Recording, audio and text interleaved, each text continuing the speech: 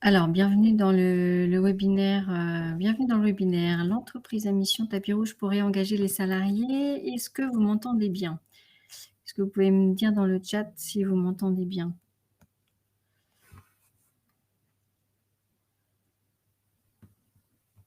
Vous m'entendez?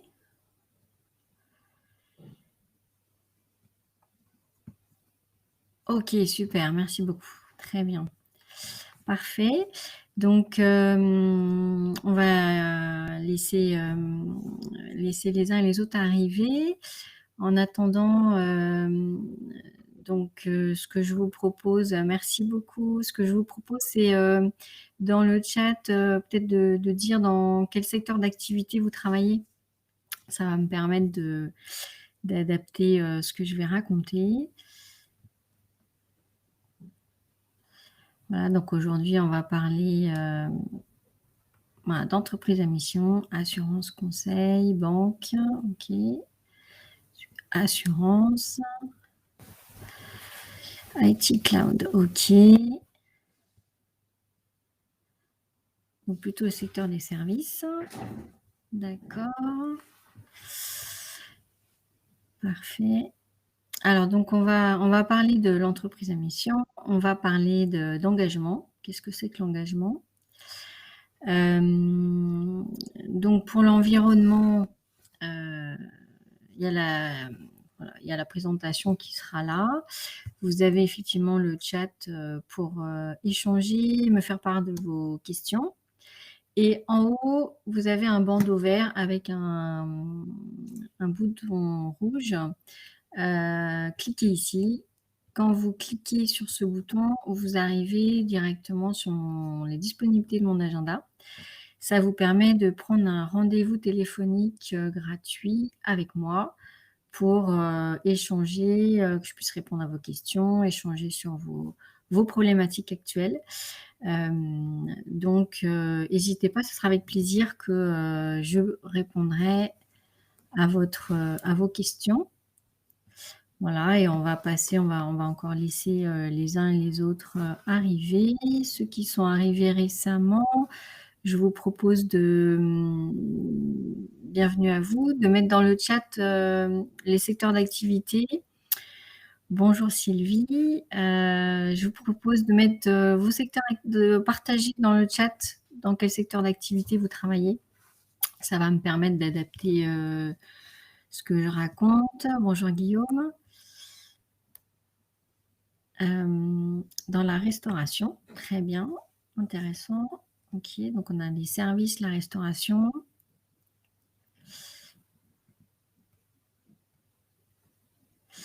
Donc on va passer, 45 minutes ensemble et donc il y aura le chat pour, me faire part de vos questions, pour pouvoir échanger. Et donc pour ceux qui sont arrivés récemment, donc il y a la possibilité de prendre un rendez-vous avec moi, un rendez-vous gratuit pour échanger sur vos questions et vos problématiques autour voilà, de l'entreprise à mission, de l'engagement des salariés et des autres sujets qu'on va voir aujourd'hui. Donc n'hésitez pas, pour prendre rendez-vous avec moi. Donc vous voyez en haut, il y a un bandeau vert avec un bouton rouge marqué «Cliquez ici». Quand vous cliquez sur ce bouton-là, vous arrivez directement sur mes disponibilités d'agenda et donc vous pouvez prendre rendez-vous automatiquement, avec moi. Ce sera un rendez-vous téléphonique d'une demi-heure.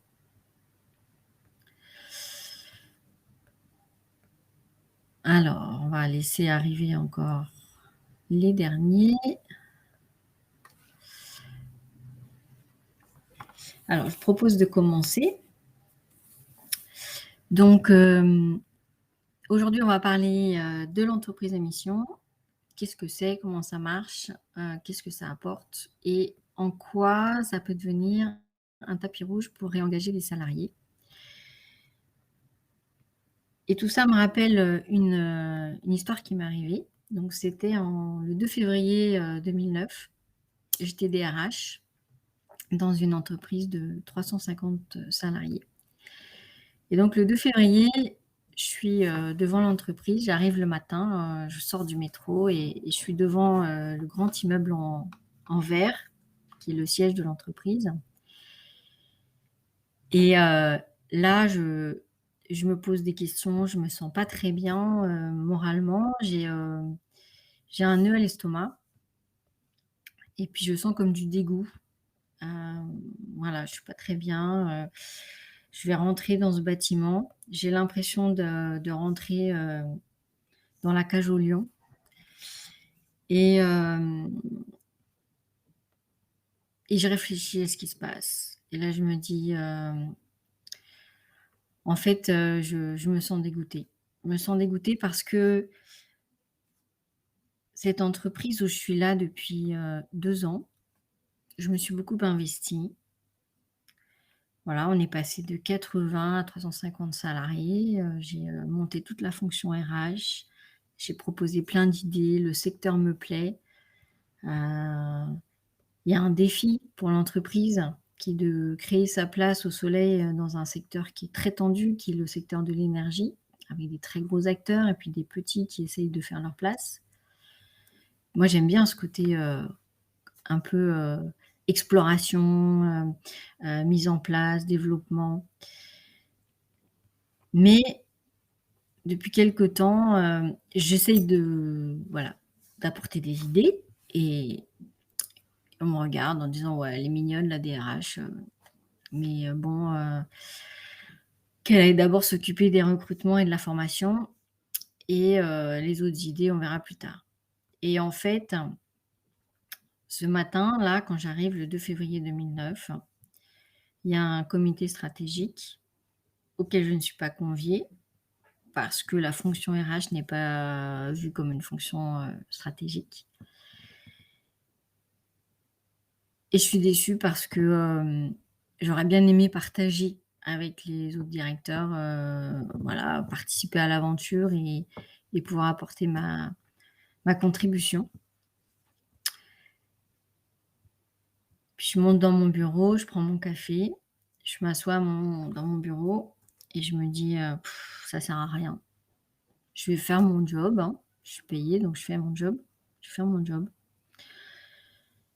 Je vais pas trop en faire non plus parce que de toute façon ça sert à rien, il y a pas de reconnaissance. Et puis, bah, je suis pas d'accord avec, ce qui est en train de se passer dans l'entreprise. Et donc, je me dis: «Je suis pas sûre de rester». Voilà. Donc ça, c'est le 2 février et 1 an plus tard, jour pour jour, je quittais l'entreprise.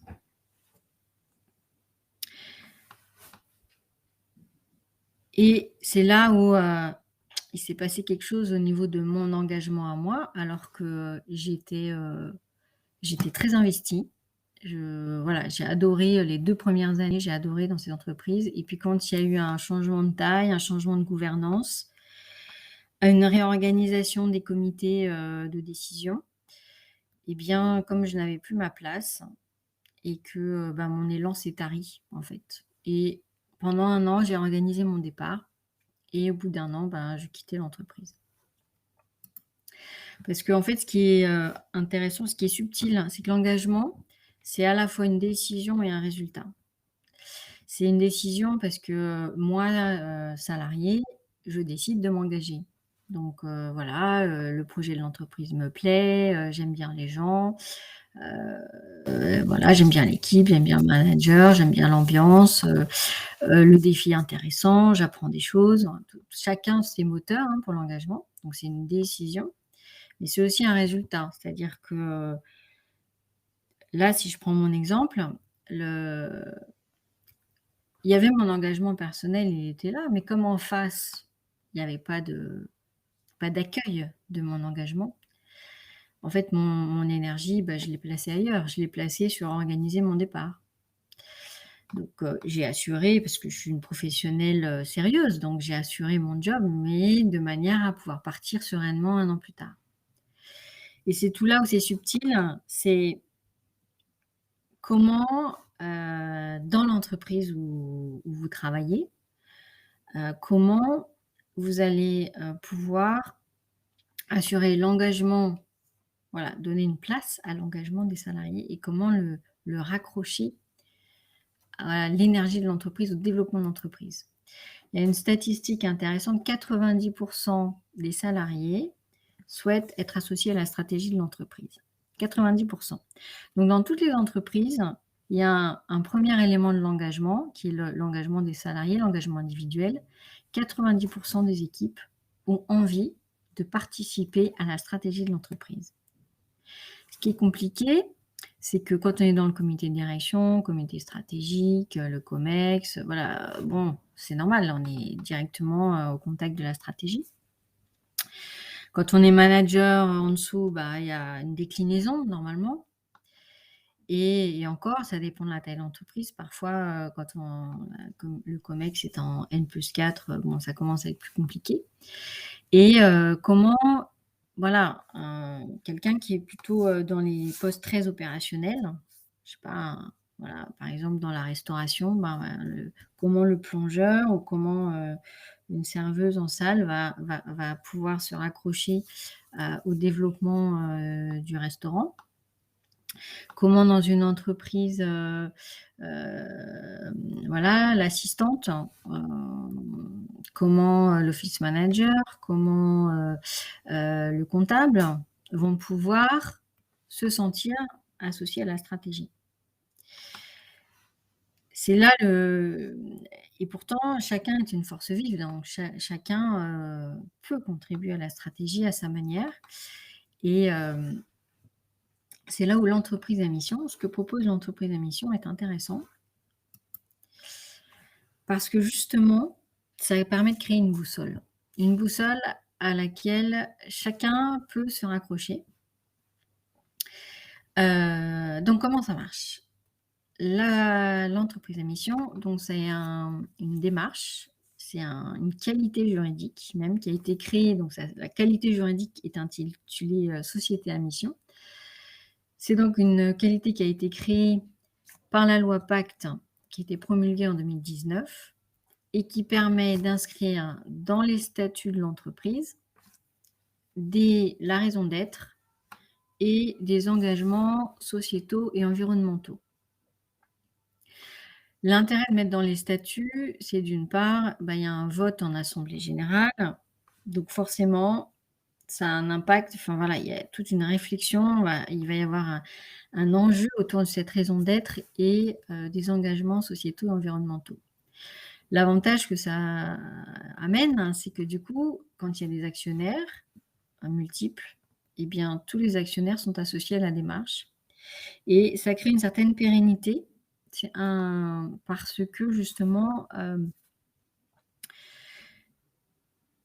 comme c'est inscrit dans les statuts, ça ne s'enlève pas si facilement. Et puis s'il y a un changement d'actionnaire, s'il y a un changement de direction générale, s'il y a un changement, voilà, dans les instances en fait décisionnaires stratégiques, eh bien la mission qui est composée de la raison d'être et des engagements, elle est toujours là. Voilà. Donc ça permet de garder une certaine constance stratégique, ce qui est mieux, hein, voilà, et ce qui crée plus d'engagement aussi parce que les salariés, voilà, moi j'ai travaillé en province, bon là je suis à Paris, mais c'est vrai que dans une usine dans les Vosges où j'ai travaillé, une usine de fabrication de papier, clairement la direction, les directeurs, ça tourne. Tous les 5 ans, il y a un nouveau directeur général, les directeurs, ils vont, ils viennent, ils restent 3 ans, puis après ils partent soit dans une autre entité du groupe, soit dans une autre entreprise parce qu'ils ne sont pas de la région. Mais ceux qui sont de la région, qui sont même du village, parce que c'était dans un village dans les Vosges, eh bien, ils sont là toute leur vie. Et donc eux, ils garantissent la production et autour d'eux, au-dessus d'eux, ça bouge. Et donc ça permet de garder l'engagement aussi des salariés qui ont du coup pas l'impression que la direction est une girouette avec un coup on fait ça, un coup on fait ça, etc. Parce que quand ils sentent que la direction en fait change de braquet, voilà, tous les 5 ans, en fait ils se replient sur leur savoir-faire opérationnel et donc il y a plus d'implication sur la stratégie. Donc par rapport aux 90 voilà, hein, l'ouvrier il a aussi envie d'être associé au développement de l'entreprise. dans le contenu très concret de son travail, hein, mais il en a aussi en ligne, il fait partie des 90. Hem, donc le fait de pérenniser la mission de l'entreprise, ça pérennise l'engagement et ça le renforce. Donc la raison d'être, c'est un travail subtil. Toutes les entreprises à mission aujourd'hui se font accompagner d'une manière ou d'une autre parce que c'est un travail d'introspection, avec beaucoup d'échanges et des échanges avec toutes les parties prenantes, c'est-à-dire internes, externes, donc les salariés, les partenaires sociaux, mais aussi, des clients, des fournisseurs, les territoires, les partenaires, les financeurs. Voilà, c'est un jusqu'à arriver à une rédaction de la raison d'être qui, voilà, qui fait l'unanimité, qui correspond vraiment à la vocation de l'entreprise. C'est-à-dire pourquoi elle existe et qu'est-ce qu'elle apporte au monde. Voilà, c'est ça, et avec un effet bénéfique qui est généralement un changement de prisme, c'est-à-dire qu'on change le regard. On part, on quitte le regard de «je fais quoi pour qui est donc la partie, purement process, hein, je fabrique ou je produis tel service pour tel type de client, à qu'est-ce que j'apporte à la société. Et le fait de réfléchir à qu'est-ce que j'apporte à la société, généralement, ça permet d'ouvrir, d'élargir le champ d'action de l'entreprise, et donc un des effets, hein, qui est créé, c'est de créer des nouvelles lignes business. Alors ensuite, les engagements sociétaux et environnementaux, voilà, si vous regardez la norme ISO 26000, il y a énormément d'axes de travail, possibles. Et l'intérêt de la mission où on va choisir les engagements sociétaux environnementaux, parce qu'évidemment on ne peut pas en mettre, 27, hein, donc il va y avoir un choix qui est fait, et ce choix-là permet de mettre son énergie sur le développement durable, les sujets de développement durable qui sont directement connectés à la raison d'être. Ça permet de pas f voilà, de passer d'une RSE, plan d'action, voilà, un peu, comment dire? Dispersé parfois, à, quelles sont les actions de responsabilité sociétale des entreprises, les actions RSE, qui sont vitales pour la mise en œuvre de la raison d'être. Donc la mission, c'est la raison d'être plus les objectifs. Ils sont intégrés au statut, donc il y a un vote de l'assemblée, des actionnaires, générale des actionnaires. Ce que j'ai pas encore dit, c'est qu'effectivement cette démarche, elle est créée pour les entreprises privées, pour les coopératives et pour les mutuelles. Alors il y a même des associations qui s'y sont mises. Voilà, c'est pas forcément prévu par la loi Pacte, mais elles ont adopté, elles ont aménagé la voilà, la démarche pour elles. Donc c'est ouvert, hein, moi je discutais avec une entreprise, monégasque. Heu, L'entreprise à mission, c'est une démarche, c'est un statut qui existe en France et en Italie aujourd'hui. Le Monaco, c'est pas très loin, et en fait ce dirigeant, réfléchit à, ben, au fond, pourquoi moi j'irais pas? Même si, le statut juridique n'existe pas, je peux en tirer les bénéfices pour, en réengager mes salariés. Donc ça, c'est la démarche, et après, il y a, pour être sûr que ça soit pas juste des mots et juste de la communication, il y a 2 modes de contrôle. Le premier, c'est un comité de mission, donc chaque entreprise crée son comité de mission comme elle en a, avec la composition voilà, qu'elle juge, utile et adaptée, avec des acteurs externes et internes. La seule contrainte juridique, voilà, la seule disposition réglementaire, c'est qu'il y ait au moins un salarié de l'entreprise qui soit membre du comité de mission, mais sinon ça peut être que des personnes externes. Voilà, et chaque, entreprise à mission a fait des choix, extrêmement différents en termes de taille et de composition. Donc le comité de mission, il a pour vocation de, vérifier que l'entreprise met bien en œuvre ce qu'elle a mis dans ses statuts. C'est-à-dire qu'elle met bien en œuvre les engagements sociétaux environnementaux au service de la raison d'être. Il produit un rapport qui est, présenté aux actionnaires avec, le rapport de gestion annuel et donc il fait partie du vote. La deuxième chose, c'est qu'il y a un organisme tiers indépendant, donc un OTI, donc un organisme d'audit qui a l'habilitation pour éditer sur entreprise à mission. Donc il y en a un certain nombre aujourd'hui, hein, qui ont cette habilitation, qui va venir tous les 2 ans pour les entreprises, de plus de 50 salariés, tous les 3 ans pour les entreprises de moins de 50 salariés. Donc auditer la mise en œuvre effective de la raison d'être et des engagements. Et donc ils vont étudier tout ce qui est fait. Ils vont aussi étudier justement, les rapports du comité de mission, rapport annuel du comité de mission et puis, tout ce qui se passe dans l'entreprise.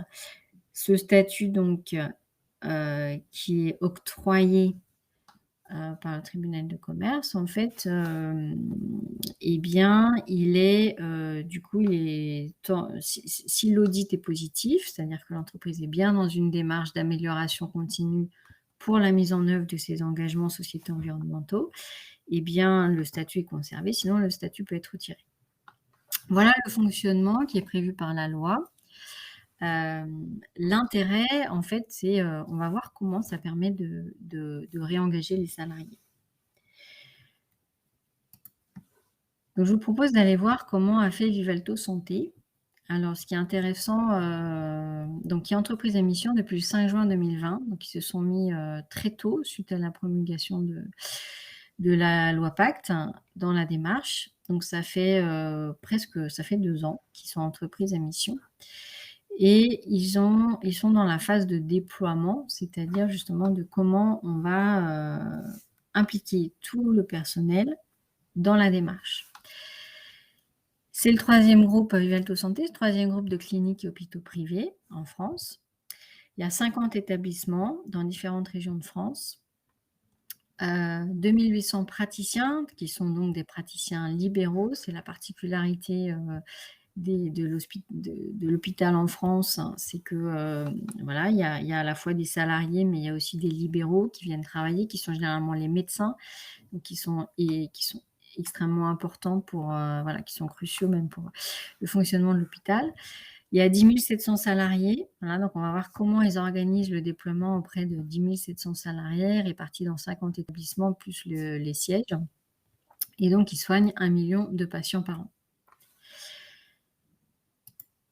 Alors Vivalto, est confronté voilà, à des défis, mais qu'on retrouve dans d'autres secteurs, donc je pense que ça va vous parler. Alors ce qui est particulier, c'est qu'ils ont à la fois dans l'établissement, à la fois du personnel soignant, des médecins libéraux, donc qui n'ont pas de relation hiérarchique, hein, avec les hôpitaux, qui font des prestations au sein de l'hôpital et puis des salariés non soignants. Et cette subtilité, en fait, moi, j'ai été confrontée très personnellement, à tous ces enjeux, en fait, compliqués dans l'organisation et puis, du coup, le fonctionnement interne. Il y a 1 mois, mon fils, s'est fait opérer en ambulatoire. Alors, mon fils, il a 15 ans et donc avant, on avait vu le chirurgien qui avait fait, le devis. Voilà, donc il y avait le devis, du chirurgien, puis le devis de l'anesthésiste. Il m'avait transmis, les informations, j'avais contacté ma mutuelle, voilà, c'était OK. Et puis après, j'ai rendez-vous avec l'anesthésiste, avec mon fils. On y va et puis là, j'avais oublié la feuille, avec le devis du chirurgien et j'avais plus le prix en tête. Donc le chirurgien m'avait dit, c'est 100 € pour l'anesthésiste et puis je vais en consultation, et là, il me dit, c'est 200. Bon et moi, j'ai pas fait attention, j'ai signé 200. Sauf que je rentre chez moi et puis, je vois que c'est pas pareil. Donc, le jour de l'opération, j'arrive à l'hôpital. Je suis face à une secrétaire, donc qui est salariée de l'hôpital Je lui dis: «Voilà, je suis embêtée parce que, en fait, j'ai pas le même prix et voilà, c'est vrai que j'avais pas le prix en tête, mais du coup, il y a un problème, on fait quoi?» C'est il y a 100 € d'écart, c'est quand même beaucoup, donc on fait quoi? Donc la secrétaire, voilà, a dit: «Bah, écoutez, il faudrait que je vois avec l'anesthésiste». Puis l'anesthésiste arrive justement parce qu'on était le matin. Il arrive et il dit: «Bonjour». Et du coup, la secrétaire dit: «Ah bah, venez, docteur, justement, il faut qu'on regarde ça». Et là, l'anesthésiste devient furieux. Furieux, alors mon fils est à côté de moi, hein. Il était furieux, il m'a dit: «Ouais, le chirurgien a mis n'importe quoi, c'est comme, là, il a mis un prix pour soigner des bébés, mais votre fils, c'est un adulte, on est mal payé». Enfin voilà, il avait l'air absolument furieux et là, j'ai eu très peur pour mon fils. Je me suis sentie très mal à l'aise, parce que d'un côté, moi, on m'avait fait une promesse qui, du coup, n'est pas tenue, donc j'étais embêtée.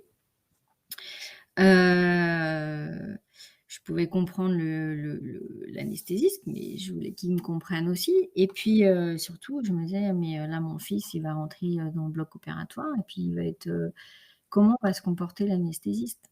Donc moi, j'ai eu peur, en fait. J'ai eu peur pour mon fils et c'est là où on voit, toute la complexité de bon, je vous rassure, ça s'est bien passé, hein. Il a heureusement, c'était un bon professionnel et donc il a bien fait son job. Mais moi, cliente de la clinique, j'ai pas très bien vécu le moment, j'ai eu peur pour mon fils. Voilà, donc c'est compliqué, d'avoir, des acteurs, internes qui n'ont pas de relation hiérarchique.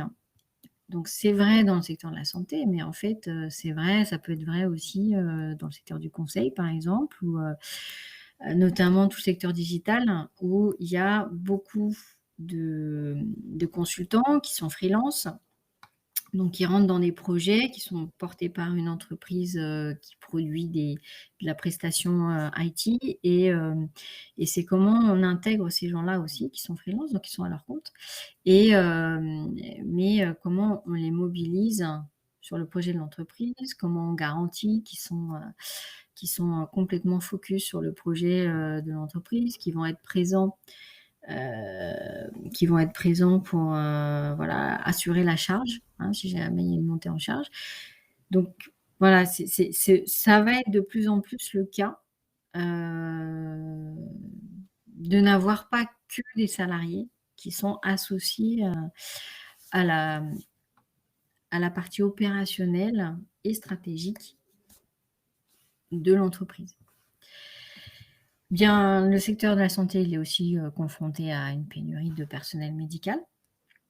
Alors, parce que voilà, il y a pas assez de soignants, donc ça crée des problèmes, d'organisation, voilà, ça surcharge certains, ça oblige à revoir un peu qui fait quoi dans les équipes, hein, et sachant que le secteur médical, hein, c'est comme en usine, c'est très, très cadré, hein, puisqu'il y a des savoir-faire et des autorisations de savoir-faire qui dépendent de la qualification, du personnel. Mais c'est pareil en usine, hein, voilà, pour assurer une bonne production, une qualité de production, eh bien, chacun a un rôle à tenir dans le processus, de fabrication. C'est pareil dans les projets informatiques, hein, il y a différents rôles et pour que ça se passe bien, chaque rôle est important parce que ça permet, de faire, voilà, les contrôles, de fonctionnement, de contrôle de bonne application des spécifications, hein, au fur et à mesure.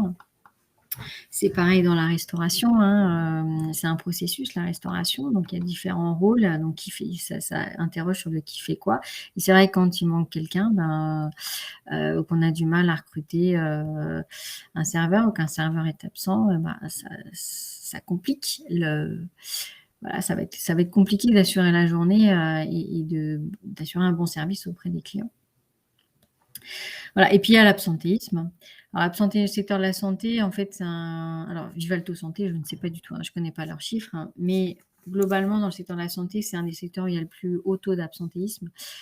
Il était en en 2020 de 6,6%, c'est-à-dire ça correspond à 24 jours d'absence par an et par salarié.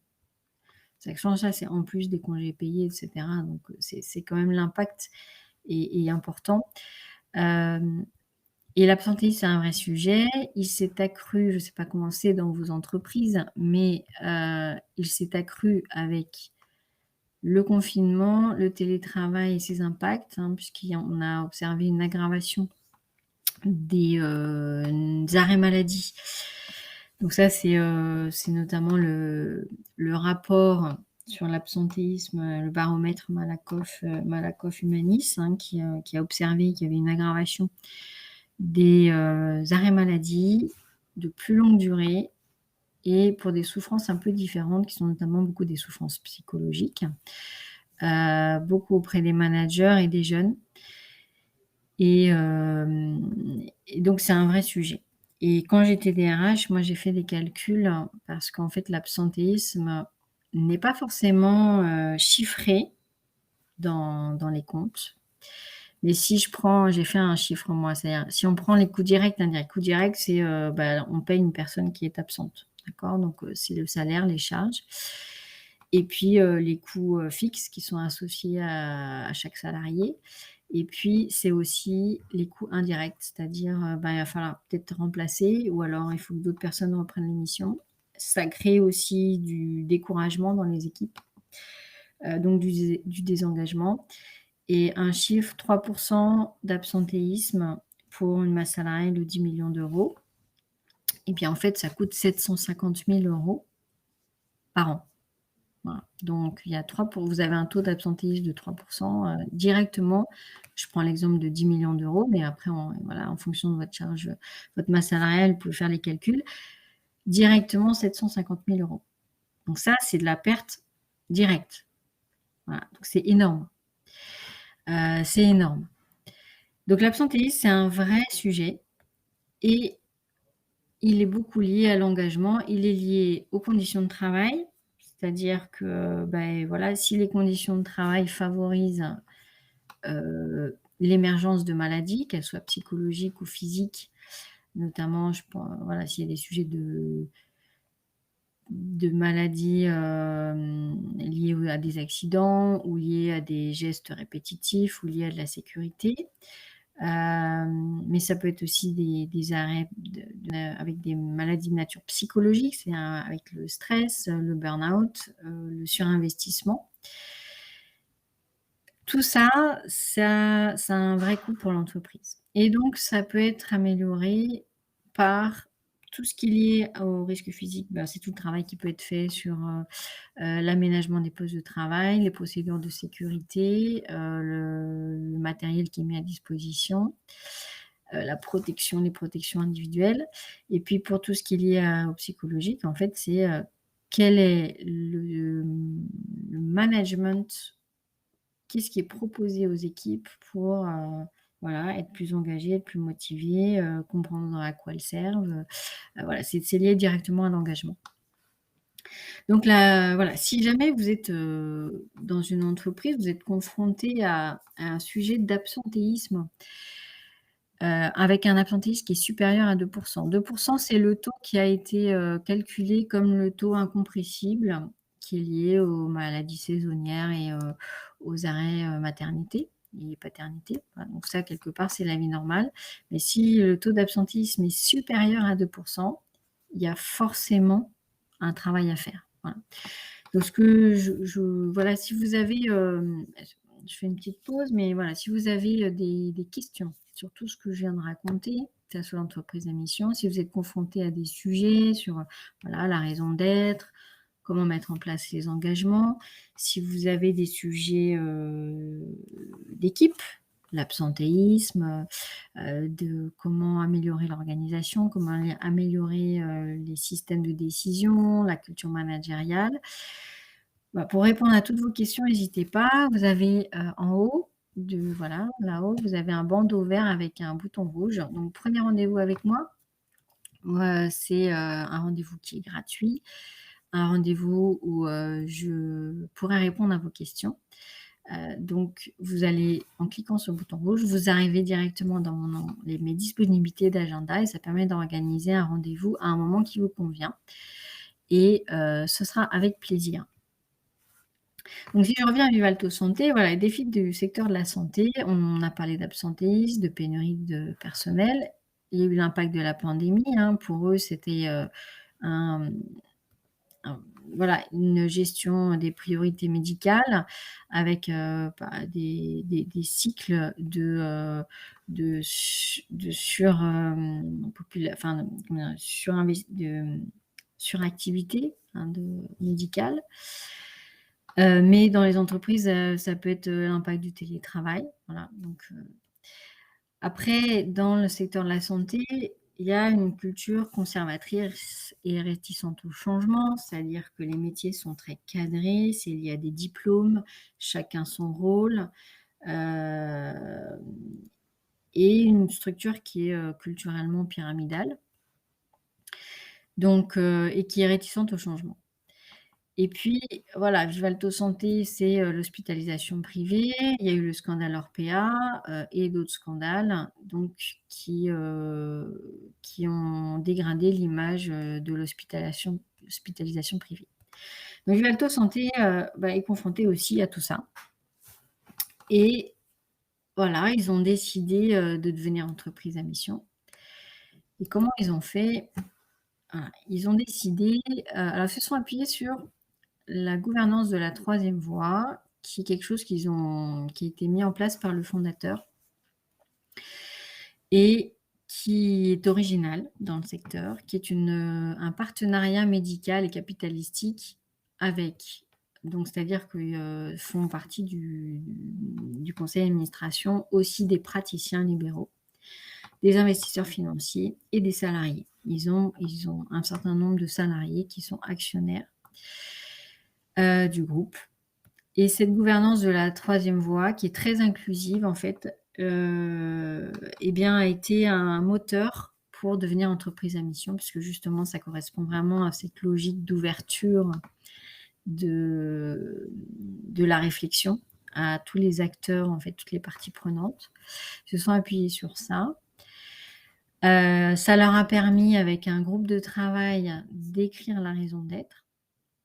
Et puis, ils ont fait énormément d'échanges et de concertations. Alors, ils sont 10 700, donc ils n'ont pas pu impliquer tous les salariés, mais ils ont impliqué de manière plus large, heu, un certain nombre de praticiens, de salariés, les investisseurs, et tout le management, voilà, dans des échanges, beaucoup d'échanges et de concertations. Ils ont pris 9 mois pour le faire, sur, les critères d'engagement, voilà, et de manière très concrète, ils se sont dit, ils ont voulu ancrer ça dans le réel et voilà, dans les 18 mois à venir, qu'est-ce qu'on est prêt à faire? Et ça leur a permis de choisir en fait, leurs critères d'engagement et de tout de suite les mettre dans une démarche de mise en œuvre. Il y a eu un vote en assemblée générale extraordinaire. Ils sont nombreux en assemblée générale parce qu'il y a beaucoup d'actionnaires en fait, et il y a eu un vote à la quasi-unanimité, donc c'était un succès. Et maintenant l'enjeu, c'est de déployer dans toute l'organisation, donc auprès, des 10 700 salariés, et de tous les praticiens, de communiquer la raison d'être, les engagements et comment ça va être très concrètement mis en œuvre, au sein des 50 établissements. Donc ils se sont fait aider, hein, par des cabinets de conseil et de coaching et ils ont désigné des pilotes qui animent des ateliers, dans tous les établissements et puis se sont beaucoup appuyés aussi sur les partenaires sociaux. Pour, être des relais auprès des salariés, pour, expliquer, voilà, faire beaucoup de pédagogie.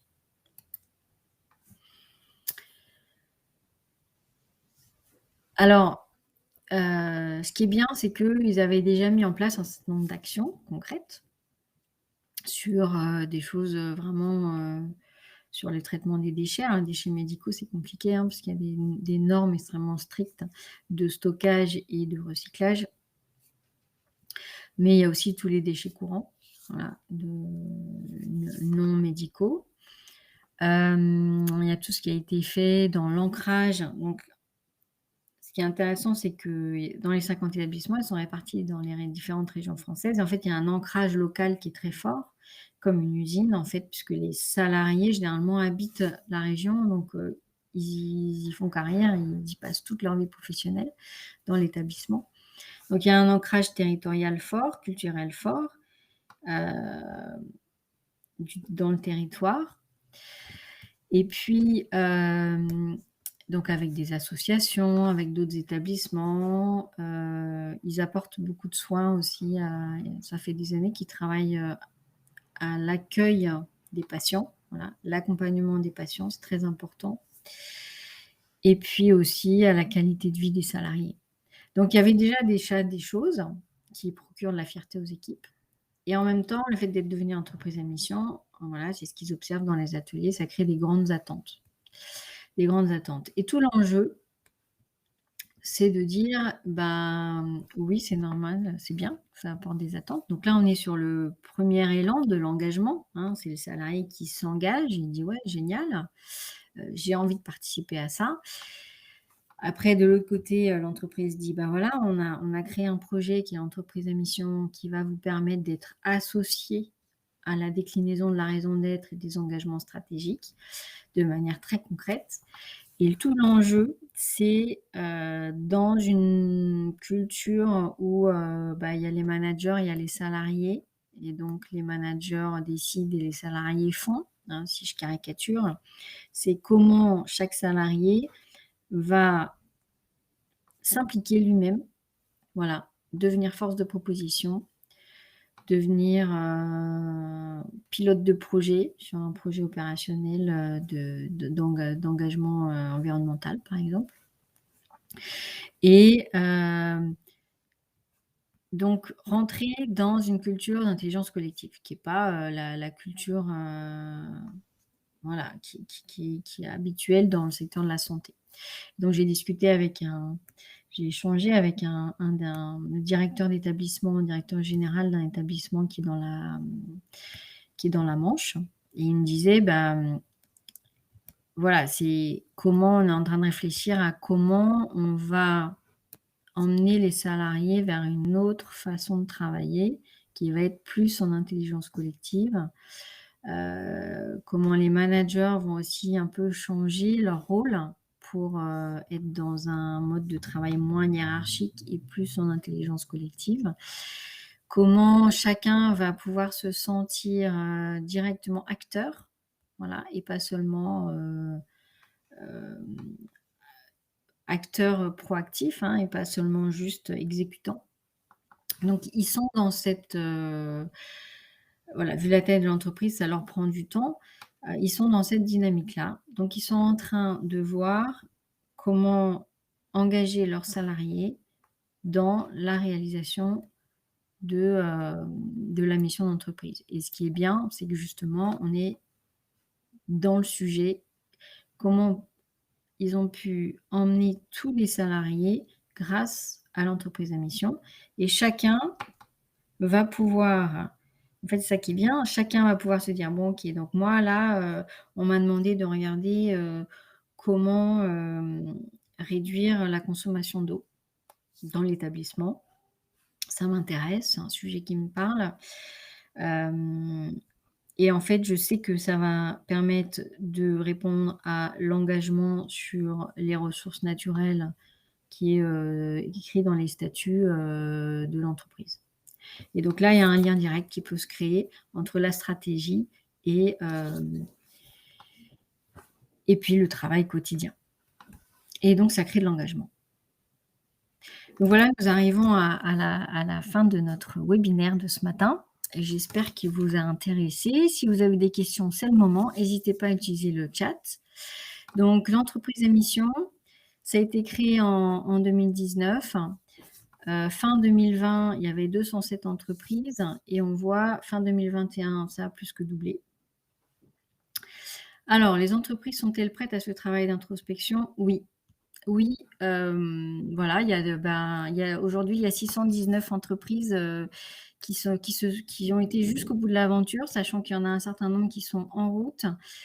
De plus en plus là, aujourd'hui et la pandémie a accéléré les prises de conscience. Les entreprises sont en train de réaliser qu'elles sont, ça va être un chemin obligé d'aller, vers le développement durable et voilà et l'entreprise à mission est ce qui est le plus identifié comme la démarche la plus appropriée, sachant qu'il y a différentes démarches qui sont disponibles, mais la plus appropriée parce que la plus souple. Et oui, ce travail d'introspection est très intéressant. Les dirigeants sont vraiment, prêts à y aller, mais le plus important, c'est de se faire accompagner parce que c'est délicat, voilà, c'est délicat et d'ailleurs, c'est ce que font toutes celles qui y vont, c'est qu'elles trouvent, une manière de se faire accompagner. Donc au 31 mai, il y a 619 entreprises, qui sont répertoriées, à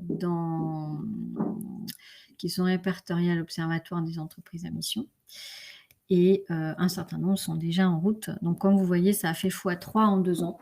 Voilà et c'est exponentiel, hein, puisqu'en 2 mois, il y a 50 entreprises qui y sont allées. Voilà, merci beaucoup. Est-ce que vous avez d'autres questions, pour clôturer, ce séminaire? Donc n'hésitez pas à prendre rendez-vous avec moi si jamais, voilà, je vous invite à aller, visiter mon site, ecovoy.com, donc ekovoy.com. Sur mon site, vous pouvez aussi prendre rendez-vous avec moi par le même biais que le bouton rouge. Sinon, prenez rendez-vous avec le bouton rouge.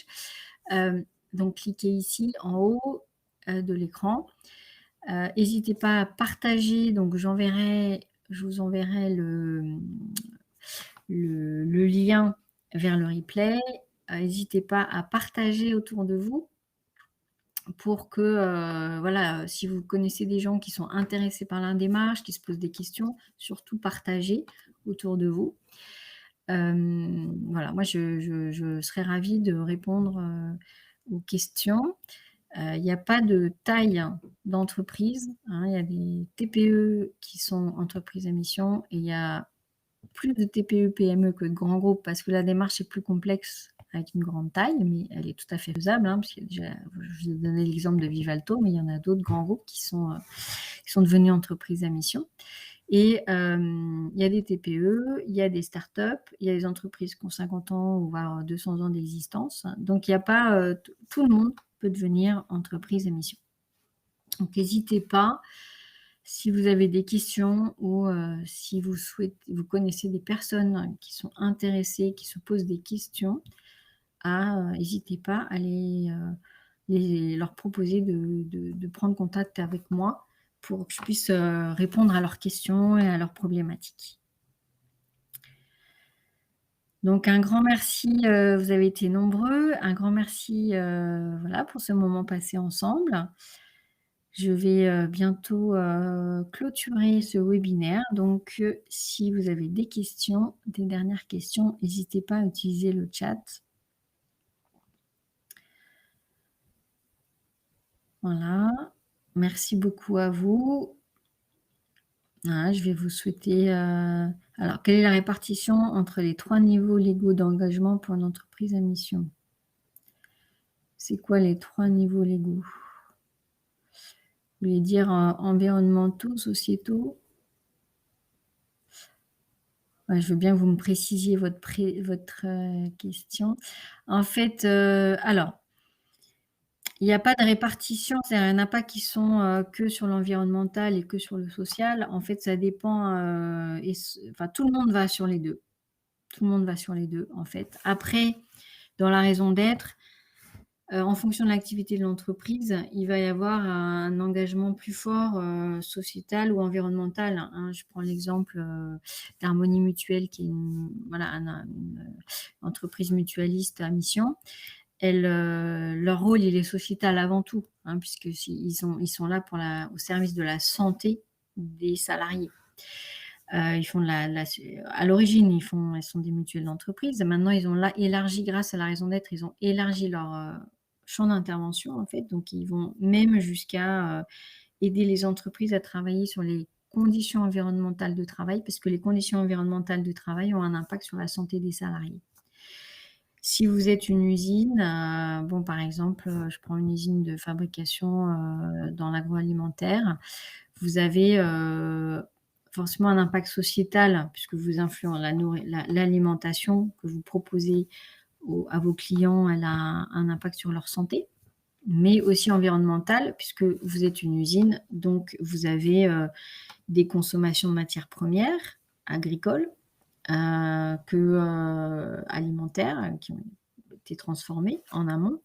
Vous avez aussi des rejets, hein, vous faites des consommations d'eau, d'énergie, vous avez aussi des rejets. Donc vous êtes sur les 2. Donc généralement, les entreprises, en fonction, de leur, secteur d'activité, c'est tout l'intérêt de la démarche, c'est qu'on peut choisir ce qui est le plus important, ben, vont être plutôt sur, de l'environnemental ou plutôt sur, du sociétal, mais il y aura toujours les 2. J'espère que j'ai répondu à votre question, Rémi. Alors ce qui est intéressant, parce que vous êtes plusieurs à être dans le secteur des services, c'est aussi, l'impact numérique. Voilà, donc ça, c'est un vrai sujet, l'impact environnemental des ressources numériques. Qui dans l'entreprise peut se saisir des sujets et être un relais? Alors le dirigeant est forcément, moteur de la démarche, hein, puisqu'on est sur, des enjeux, voilà, on est sur les statuts de l'entreprise, il faut embarquer les actionnaires.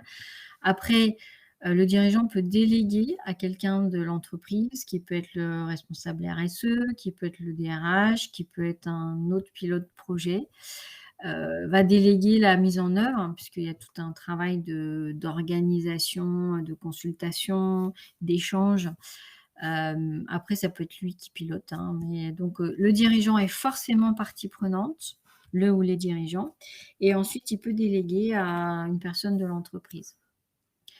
Hem, Après, si vous n'êtes pas dirigeant vous-même, mais que vous avez envie d'en parler à votre dirigeant, moi, ce que je peux vous proposer, c'est, et bien, d'inviter votre, directeur général ou votre président à se connecter à mon profil LinkedIn ou à assister à mes webinaires ou à écouter les replays pour le sensibiliser à la question. Voilà, et puis échanger avec lui. Mais c'est une démarche qui peut pas être faite sans le dirigeant, puisqu'on est quand même sur, on est sur un sujet qui va impacter directement l'assemblée générale, des actionnaires. Voilà, est-ce que vous avez encore des questions? Sinon, je vais vous dire, voilà, je vous laisse quelques temps. Sinon, je vais vous dire au revoir, vous souhaiter une très bonne journée. Voilà, a priori, pas d'autres questions. Sinon, n'hésitez pas, hein, vous pouvez, prendre contact avec moi, sur LinkedIn, prendre contact avec moi sur mon site internet, donc ecovoy.com. J'aurai un grand plaisir à échanger avec vous. Donc je vous souhaite une très bonne journée et puis voilà, je serai ravie, d'échanger avec vous, prochainement sur vos sujets. À très bientôt. Voilà, j'attends les derniers, messages. Je vais bientôt clôturer le webinaire. Voilà, un grand merci à vous. Merci pour vos questions très intéressantes. Belle journée à vous aussi. Merci à vous. À très bientôt. N'hésitez pas à me suivre sur LinkedIn. J'écris régulièrement des articles et je fais des webinaires. Le prochain webinaire, il est prévu que je vous dise pas de bêtises, le 29 juin. Il est prévu le 29 juin à 9 h comme ce matin. Et donc on parlera aussi de l'entreprise à mission sous l'angle, de la réduction des coûts. Voilà. Écoutez, je vous souhaite une très bonne journée à vous et puis à bientôt. Au revoir.